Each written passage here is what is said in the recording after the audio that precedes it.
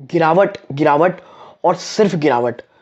आप कह सकते हैं कि दो आईटी जाइंट्स एचसीएल टेक और टीसीएस, इन दोनों ही शेयरों में बड़ी गिरावट देखने को मिल रही है। और आप कह सकते हैं टीसीएस ने 52 वीक लो बनाया है और एचसीएल टेक का भी कुछ यही हाल चल रहा है।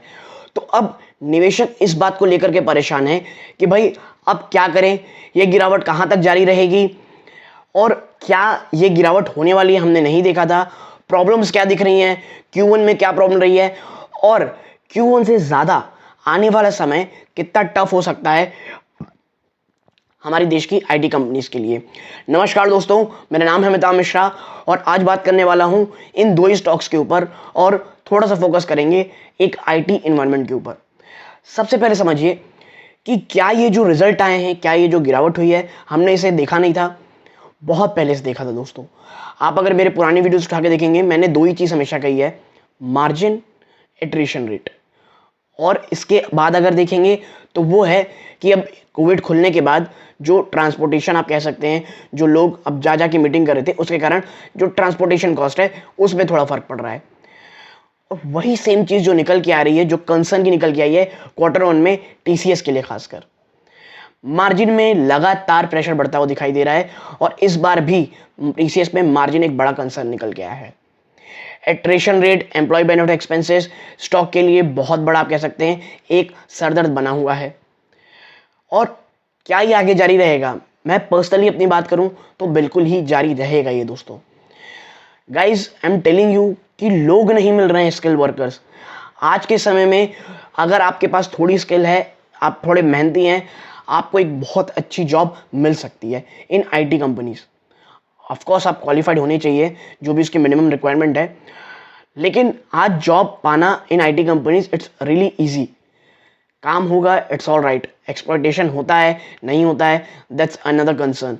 लेकिन आज के समय में कह लीजिए जो स्किल वर्कर्स हैं, प्रोजेक्ट के लिए वर्कर्स नहीं मिल रहे दोस्तों, ये हाल हो रखा है और ये आने वाले कुछ समय तक जारी रहेगा, 1-2 क्वार्टर तक। और ये प्रॉब्लम कंपनी के लिए बहुत बड़ी है दोस्तों। और ये जो आप गिरावट देख रहे हैं शेयर प्राइसेस में, ये बहुत समय से ड्यू था दोस्तों। आपको बता दें, पिछले 1-2 क्वार्टर से और पिछले दिसंबर क्वार्टर में तमाम चीज़ें हरी हरी दिख रही थी हमें, सिर्फ और सिर्फ ऊपर की स्तरों पे। और मैं हमेशा इसीलिए कहता हूं कि जो ब्रोकरेज हाउस के टारगेट्स हैं, हमें उसे एकदम आंख बंद कर लेना चाहिए, बल्कि जो उनकी कमेंट्री है उस पर थोड़ा ध्यान देना चाहिए और अपने खुद से कैलकुलेट करके, खुद थोड़ा कह लीजिए अंदाजा लगा करके, किस तरह से आपका रिस्क रिवॉर्ड रेशियो है, ये पढ़ के फिर निवेश करना चाहिए।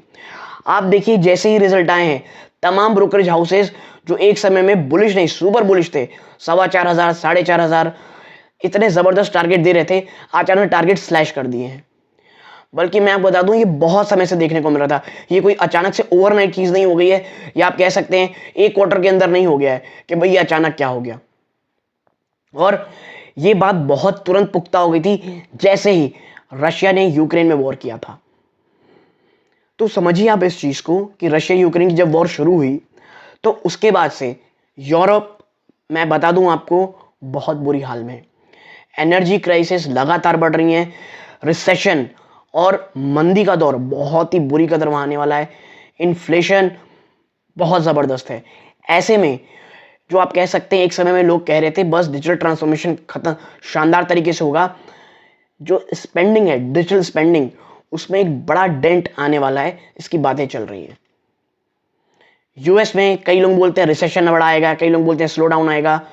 मेरे हिसाब से स्लो डाउन आना इट्स इनएविटेबल, स्लो डाउन उस इकोनॉमी में आएगा ही दोस्तों। और हम कितना भी डाइवर्सिफिकेशन की बात कर लें, आज भी हमारी आईटी कंपनीज का जो एक बहुत बहुत बड़ा हिस्सा है, वो रेवेन्यू का हिस्सा है, वो यूएस से आता है। और यूएस में मंदी आना हमारे आईटी कंपनीज के लिए एक बहुत बुरी खबर है। और इसीलिए आप देख रहे हैं कि 52 वीक लो में हमारे स्टॉक्स ट्रेड कर रहे हैं दोस्तों। मार्जिन, एट्रिशन रेट, ये प्रॉब्लम बनी हुई है और ये आने वाले समय में प्रॉब्लम बनी रहेंगी। और तीसरा जो कंसर्न है वो है ऑर्डर इनफ्लो का।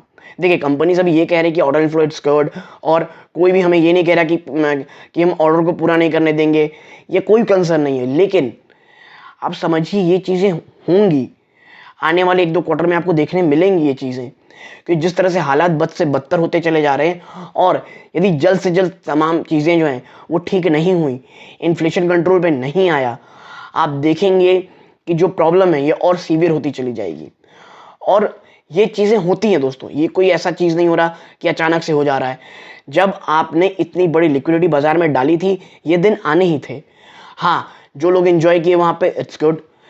आप जो स्टॉक है ये गिरावट दिखा रहे हैं, तो क्या खरीदना चाहिए नहीं खरीदना चाहिए, देखिए ये सिंपल सा इशू है। ये इसमें कोई बहुत ज़्यादा टेक्निकलिटी में जाने की ज़रूरत नहीं है कि ईपीएस इतना हो गया, चीज़ें ये हो गई। कुछ चीज़ें इतनी ज़्यादा विजिबल होती हैं कि आप सिर्फ एक थोड़ा सा कॉमन सेंस लगाएंगे और आपको चीज़ें देखने को मिलेंगी। सबसे पहले, क्या हिस्टोरिकली ऐसा कुछ हुआ है? ऑफ कोर्स हुआ है, हमेशा ऐसा एक फेज में आईटी कंपनी नीचे आती ही हैं और उसके बाद उतनी ही ज़बरदस्त तरीके से उसमें रनअप भी होते हैं। हाँ, इस केस में मुझे ये लगता है कि रनअप जल्दी नहीं आने वाला, स्टॉक कंसोलिडेट करेंगे। ठीक है, गिरावट होगी और स्टॉक कंसोलिडेट करेंगे, एक रेंज बाउंड में रहेंगे। तो यदि आप अपने पैसे को बहुत लंबे समय तक होल्ड नहीं रख सकते, आईटी कंपनीज में आप बहुत बड़ा निवेश इकट्ठा ना करके एसआईपी मोड में करें। ऐसा वो आपके रिस्क रिवॉर्ड रेशियो के ऊपर है कि आप कौन सी आईटी कंपनी में डालते हैं, क्योंकि चीज़ें आने वाले 1 से 2 क्वार्टर में थोड़ी बहुत, मुझे लगता है थोड़ी ऐसे ही परेशान करने वाली रहेंगी। हाँ, मार्जिन एट्रिशन रेट अगर आप बोलेंगे, मुझे लगता है 1 क्वार्टर के बाद चीज़ें ठीक हो जाएंगी, क्योंकि जिस तरह के एम्प्लॉय इन्होंने, आप कह लीजिए इन्होंने अपने हायर किए, उन्हें ट्रेन करके 1-2 क्वार्टर में थिंग्स विल बी गुड। ठीक है, और आने वाले समय में दोस्तों आप देख रहे होंगे तमाम एडटेक कंपनीज हो गई, आप देख लीजिए जैसे ही लिक्विडिटी बाजार से गायब हो गई है, एफआईएस निकल रहे हैं, आप देख रहे होंगे बायजूस के ले ऑफ कर रहे हैं, माइक्रोसॉफ्ट अपने एम्प्लॉयज को ले ऑफ कर रही है, गूगल ने अभी अभी कहा है कि भाई हम जो हायरिंग है उसे थोड़ा स्लो करेंगे। तो ये विजिबिलिटी जो आपको दिख रही है यहाँ पे, जब गूगल माइक्रोसॉफ्ट जैसी कंपनीज कह रही हैं हम जो एम्प्लॉय हायरिंग है वो कम करेंगे, कुछ लोग ले ऑफ्स की बात कर रहे हैं, बायजूस ने तो देखिए लगातार हटा ही रहे हैं, एडटेक की तो हालत बहुत बुरी है। तो इससे आप एक चीज़ समझिए कि वाकई में प्रॉब्लम और इश्यूज चल रहे हैं आपकी कंपनीज में, आईटी सेक्टर में, और आने वाले समय लगातार जारी रहेंगे। तो थोड़ा सा कॉशियस होना है, लेकिन मैं ये बिल्कुल नहीं कहूँगा कि हमें नहीं खरीदना है। पर्सनली मैं आपको डिस्क्लोजर रूप में बता दूं, एचसीएल टेक में कल ही मैंने एवरेज किया है और टीसीएस में मैं इन्वेस्टमेंट शुरू करने वाला हूं, क्योंकि अगर आप मेरे पुरानी वीडियोस कहने की देखेंगे, मैंने हमेशा कहा है टीसीएस 2900 के आसपास आएगा, मैंने बहुत पहले से बात कही हुई थी और ये उसी के आसपास ट्रेड कर रहा है, 2950 29। आज जब मैं देख रहा था वीडियो 2959 इसने इसका लो बनाया था। एचसीएल टेक को मैंने कहा था 890 के आसपास वो बिल्कुल आएगा, और वो स्टॉक आया दोस्तों। और ऐसा नहीं कि मैंने 890 के लिए इंतजार की, मैंने ऊपरी तरह से आराम से उसे एक्यूमुलेट किया है और कल अपना एक नेक्स्ट एवरेज मैंने किया था। तो देखिए ये लॉन्ग टर्म के विजन है मेरा, जो इसमें इन्वेस्टमेंट है लॉन्ग टर्म के लिए। और Q1 के नतीजे क्या खराब आए हैं? बिल्कुल आए हैं, और जो इश्यूज थे वही इशू अभी भी दिख रहे हैं Q1 में, चाहे वो मार्जिन के हो, एट्रिशन रेट के हो, जो एम्प्लॉयमेंट एक्सपेंसेस हो, ये चीज़ें साफ दिख रही हैं। और आने वाले समय में ये थोड़ा 1 क्वार्टर 2 क्वार्टर तक थोड़ा सा परेशान आपको कर सकती है, लेकिन लॉन्ग टर्म निवेशकों के लिए दोस्तों यही समय होता है निवेश का। हीरो मोटोकॉर्प 1900-2000 आया था, जो निवेशक वहां पे आराम, क्योंकि देखिए वो रेंज बाउंड रहा काफी समय तक, जो निवेशक मैंने कहा था 2425 बाद मैंने कहा था कि हाँ एक्यूमुलेट करने वाला स्टॉक है, वैल्यूएशन बहुत रीजनेबल है, आराम से एक्यूमुलेट कीजिए। 1900 जब 2000 के आसपास आया था, मैंने नेक्स्ट वीडियो बना के कहा था एक्यूमुलेटेड इन द स्टॉक। उसके बाद से अब स्टॉक जब ऑटो सेक्टर वापस से रिकवर हो रहा है, आप एक नई रैली देख रहे हैं। ठीक सेम काम आपको पुराने स्टॉक्स में भी देखने को मिलेगा। एचयूएल में जब एफएमसीजी सेक्टर बहुत दबाव में था, एचयूएल आपको 1900 में मिल रहा था दोस्तों। ठीक है, उस समय जो निवेशक उसमें निवेश किए थे आज काफी अच्छे कह लीजिए, आज उससे 2500 का एक बहुत बड़ा रेजिस्टेंस जब मैं वीडियो बना रहा था तब वो तोड़ के ऊपर ट्रेड कर रहा है, विच इज वेरी गुड। तो अगर आप पूछेंगे कि अब उनमें निवेश करना चाहिए, देखिए निवेश आप ऐसी कंपनीज में कर सकते हैं नो डाउट, लेकिन जो लेवल ऑफ कंफर्ट है, जो डाउन साइड की जो कह लीजिए रिस्क है, वो अभी भी है, लेकिन जब वो इतने नीचे स्टेज में ट्रेड कर रहे थे तब काफी कम रहती है। लेकिन तब रिस्क आप कह लीजिए कहां जाके रुकेगा, बॉटम कौन क्या शेयर बना रहा है, ये कोई कभी नहीं बता सकता। और उसी तरह मैं आपसे कहूंगा जो आईटी कंपनीज है वहां पे 1-2 क्वार्टर मुझे लगता है देखने लायक रहेगा किस तरह चीजें पैन आउट होती हैं। और आप हमेशा याद रखिएगा, बाजार हमेशा फ्यूचर को प्रेडिक्ट करके पहले उसको डिस्काउंट कर देता है और पहली रनअप दिखा देता है जो अच्छी चीजें हो रही रहती हैं।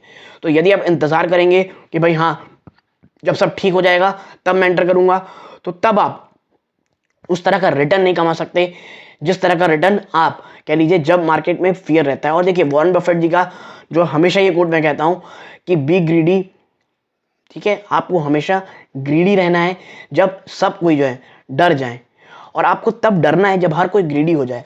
और अभी सब आईटी में कह लीजिए डर रहे हैं, तो आपको बहुत ज़्यादा ग्रीडी नहीं, आराम आराम से एक्यूमुलेट करें। स्टॉक बहुत अच्छी है दोस्तों, और देखिए ये वो कंपनीज है जिसने बहुत सारी बुरी चीज़ें देखी हैं और वहाँ से ओवरकम करके आई हैं।